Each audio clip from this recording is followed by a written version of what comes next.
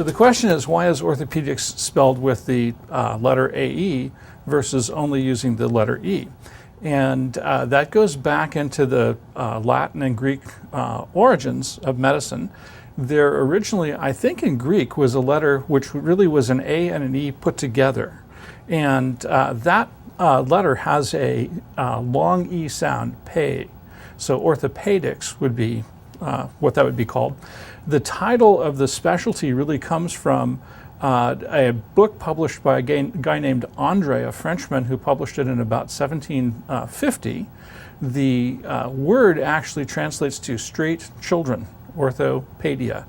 And his book was about doing some sort of charlatan things, treating young girls who might develop spinal injuries like scoliosis with exercise programs. And he put together an academy, which was a place where young women in Paris went to live, of sort of a boarding school.